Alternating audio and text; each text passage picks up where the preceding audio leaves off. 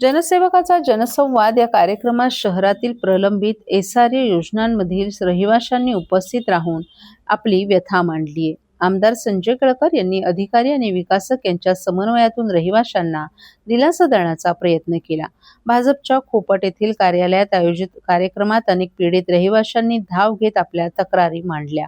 वर्तकनगर आणि भीमनगर झोपडपट्टीचा एसआरए प्रकल्प क्लस्टरमधून बाहेर काढण्यात आल्यानंतरही प्रलंबित आहे. संबंधित विकासकाबाबत रहिवाशांच्या अनेक तक्रारी असून प्रकल्पाला चालना मिळत नाही. येथील पीडित 350 कुटुंबियांना हक्काचं घर मिळावं यासाठी आपण प्रयत्नशील असून लवकरच एसआरए अधिकाऱ्यांसोबत बैठक घेतली जाणार असल्याचं केळकर यांनी सांगितलं. आंबेडकर रोड येथील एसआरए प्रकल्पातील सुमारे 450 कुटुंब हवालदिल झाली असून त्यांचे प्रतिनिधी देखील यावेळी उपस्थित होते. यावेळी केळकर यांनी संबंधित विकासकाला देखील निमंत्रित केलं होतं. या बैठकीत क्लस्टर योजना राबवायची की एसआरए प्रकल्प राबवायचा यावरही चर्चा झाली. सुमारे 19 वर्ष योजना रखडल्यानं हक्काचं घर मिळणार की नाही असा प्रश्न उपस्थित झाला असून लवकरच यातून मार्ग काढणार असल्याचं केळकर यांनी सांगितलं.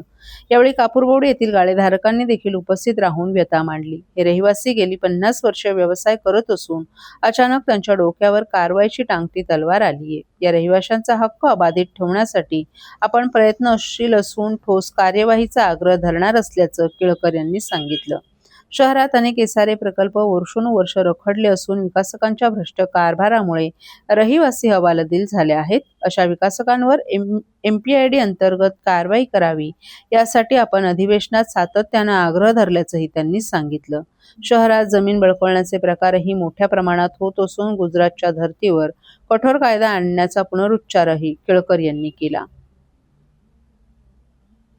या उपक्रमाला सातत्याने एसआरएच्या संबंधी मांडतोय आणि हे किती खरं आहे ते याच्यावरून आपल्याला कळतं. एसआरए प्रकल्प जे आहेत ते झोपडपट्टीवासियांना शाप की वरदान अशी परिस्थिती आज ठाण्यामध्ये काही ठिकाणी निर्माण झाली आहे आणि त्याच अनुषंगाने वर्तकनगर येथील भीमनगर ही जी झोपडपट्टी आहे, हा जो एसआरएचा प्रकल्प आहे तो प्रकल्प जो विकासक आहे त्या विकासकाचं नाव स्वामीराज बिल्डर आणि विहान बिल्डर.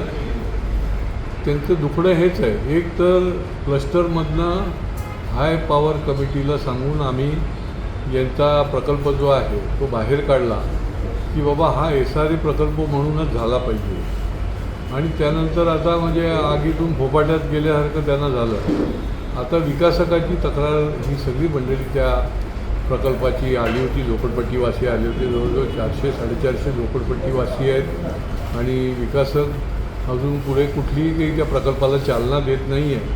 आता त्या संबंधामध्ये कठोर निर्णय घेण्यासंबंधी लवकरच एसआरएच्या कार्यालयामध्ये देखील बैठक घ्यायला लागणार आहे.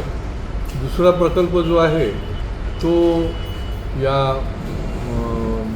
इकडचा आंबेडकर रोड जो ठाणे शहरामधला आहे त्या भागातल्या 400-500 झोपडपट्टीवासियांचा आहे. 19 वर्ष ते रखडले होते आणि काहीच तयार होत नव्हतं, कागदपत्र तयार होत नव्हती आणि त्याच्यामुळे इतकी दिरंगाई झाली होती. आज मी प्रत्यक्ष हा प्रकल्प राबवणारे विकासक आणि झोपडपट्टीधारकांचे त्या कमिटीचे प्रतिनिधी यांची देखील बैठक घेतली आणि 2 पर्याय त्यांच्यासमोर त्यांनी ठेवले की क्लस्टरमध्ये आपण जाणार का एसआरएमध्ये जाणार.